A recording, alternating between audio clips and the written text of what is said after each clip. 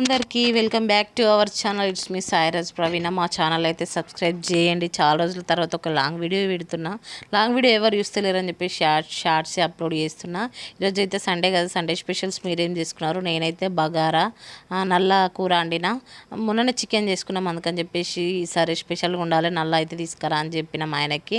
ఇక నేను లిఖిత అయితే అన్నం తింటున్నాం. లిఖిత అంటే మా పిన్ని బిడ్డ, తెలిసిందే కదా.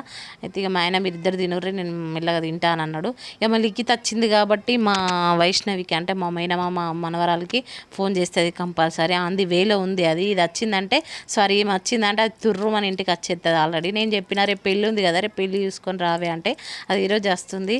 ఇక మా మమ్మీకి ఫోన్ చేసి అడిగిన, ఏం కూర అండి అమ్మ, నాకు ఈ కూర సక్క ఇప్పుడే ఫస్ట్ కదా తినబుద్ధి కాదు అంటే అట్టి చేపలు అన్నది. ఇక నేనైతే అట్టి చేపల కూరకు చచ్చిపోతా.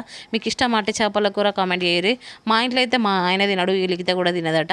కానీ మా ఆయనకి ఫస్ట్ టైం ఈసారి కొంచెం ఏమంటారు గ్రేవీ చేసిన, అవి కాకుండా ఇక మా అమ్మ అట్టి చేపలు అని అన్నది, కానీ దీనిలో ఒక్క అట్టి చేప కూడా నాకు దొరకలే. ఇక మా వాళ్ళతో అయితే నేను ఆడుకుంటున్నా. ఏమన్నా అంటే ఎవరు బాలామృతం ఉంది ఏం చేసి ఇవ్వాలి మీకు అంటే కేక్ వేసి ఇవ్వన్నారు. కేక్ ఎంతమంది తింటారు అని అంటే రేజ్ యువర్ హ్యాండ్ అని అంటే అందరు రేజ్ చేస్తే నా బిడ్డ కూడా రేజ్ చేసింది హ్యాండ్. ఇక కొద్దిసేపు పండుకున్నాం అట్లా ఒక 5-10 నిమిషాలు. పండుకున్న తర్వాత ఇక మా వైష్ణవి వచ్చిందంటే నేను బెడ్ కింద సామాన్ అయితే తీపిస్తాను. నా బిడ్డ అంతా చెత్త వారవుతుంది, దాని కింద మొత్తం ఆట వస్తువులు. వీళ్ళిద్దరిని ప్రశాంతంగా వండుకోమంటే వీళ్ళు ఇక్కడ ఒక దగ్గర ఉండలేరు. ఇక మా చిట్ట అంటుంది, అబ్బా నేను దీని కిందకి ఎట్లా పోవాలంటుంది. ఎప్పుడైనా అదే పోతుంది, కానీ ఈసారి అట్లా అన్నది. ఇక మొత్తం దాని కింద సాఫ్ చేసింది. ఇక ఈ పింక్ డ్రెస్ ఉంది కదా, మా ఆయనకు మరదలు అవుతుంది కదా, ఇక ఆమెను ఒక రకంగా ఆట ఆడుకుంటాడు మా ఆయన. నేను వండుకుంటా కాదు, మీరు వేయరు మీతోటి కాదని చెప్పి పాపం ఆయన ఇక చేసిండు. ఇక నేను చేయించినందుకే ఇక నాకు మొత్తం చెంటలు చూడు ఎట్లా వస్తున్నాయో.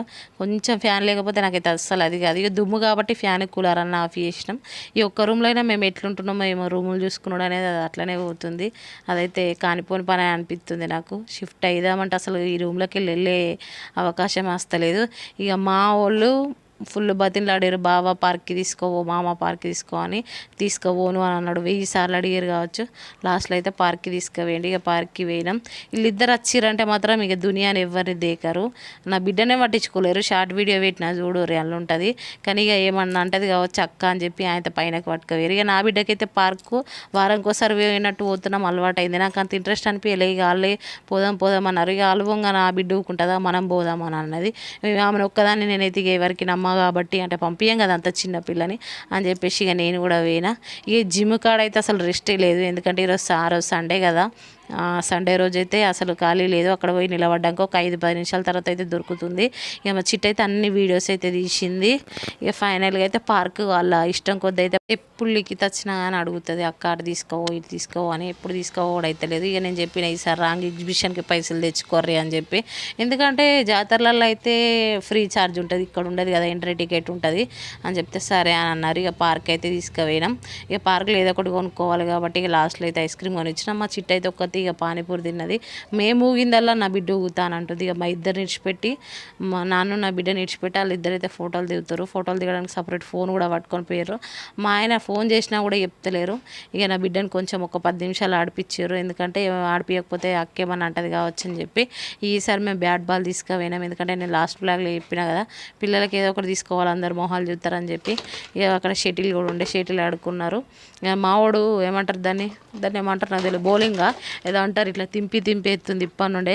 ఇంటెలిజెంట్ అని చెప్పిన కదా, ఇంటెలిజెంట్ నా బిడ్డ.